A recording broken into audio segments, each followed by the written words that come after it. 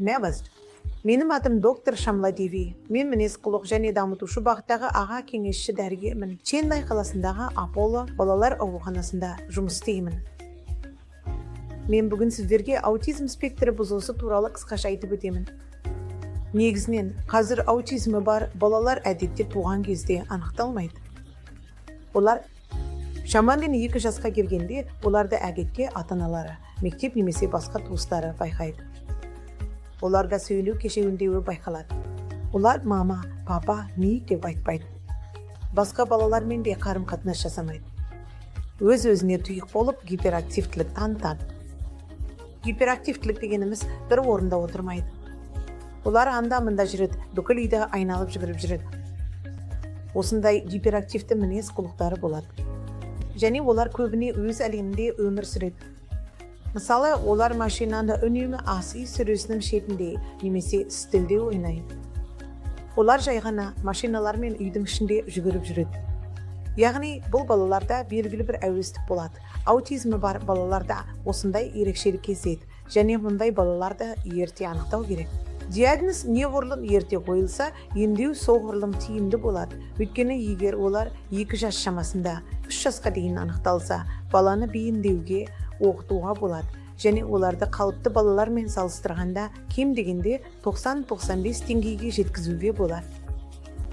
Сондықтан аутизмнің қызыл жалауша белгілеріне өте мұқият болу керек. Бұл белгілерге, мысалы, баланың әлеуметтік тұрғыда ата-анасымен араласпауы жатады. Яғни ол ата-анасымен қарым-қатынасқа түспейді, сөйлеспейді. Сондай-ақ 2 жасында мама, папа деп айтпайды. Бұл сөздерді айтуы кешігуі мүмкін. Бала өз-өзіне тұйықталады, яғни көбіне жалғыз болуды қалайды. Басқа балалармен араласпайды, олармен бірге ойнамайды. Сонымен қатар өте оңай ашуланады, ашу-ызаға тез бой алдырады, және гиперактивтілік сияқты мінез-құлықтар байқалады.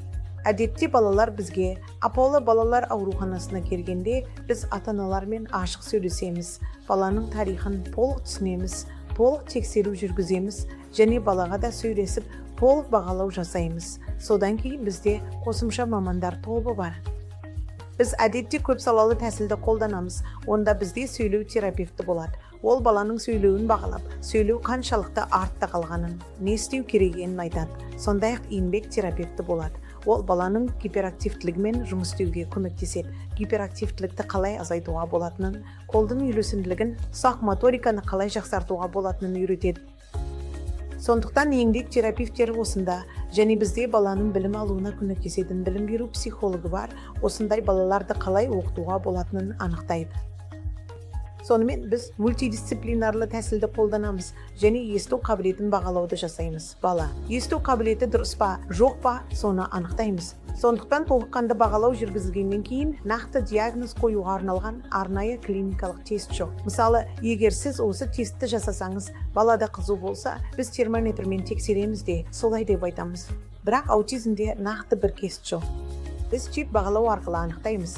Бұл барлық жерде бала қайда барса да байқалады. Яғни, бұл 360 градусқа бағалау сияқты. Бізде бағалау шкаласы бар, сол арқылы Каннер шкаласы бойынша және аутизмнің қаншалықты ауыр екенін айта аламыз. Егер қажет болса, біз басқа да тесттерді жасап, мысалы, қалқанша безі мәселелері сияқты басқа мүмкіндіктерді жоққа шығарамыз.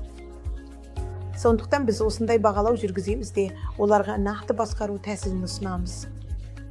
Әдетте аутизмі бар балаларға қандай басқару тәсілін қолданамыз? Біз дәрі-дәрмек береміз, ол баланың қажеттілігіне байланысты.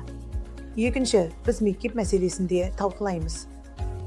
Бұрынғы көзқарас бойынша арнайы мектеп пайдалы деп есептелген, бірақ қазіргі тәсілде балаларды алдымен қарапайым мектепке орналастырып көру керек деп саналады.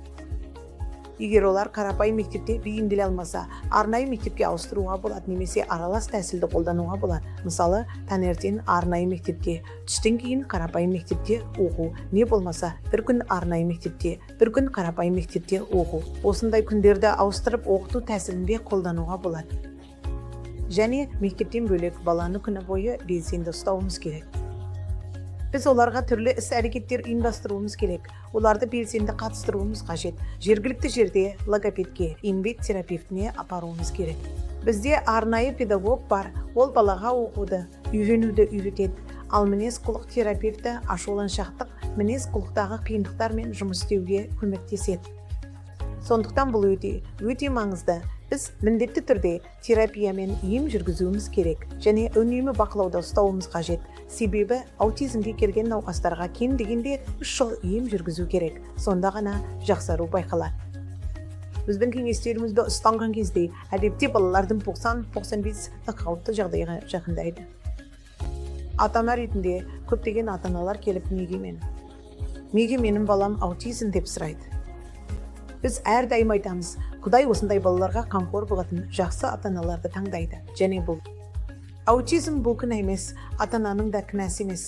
Олар баланы қалай дамытуды, қалай тәрбиелеу керектігін білмейді.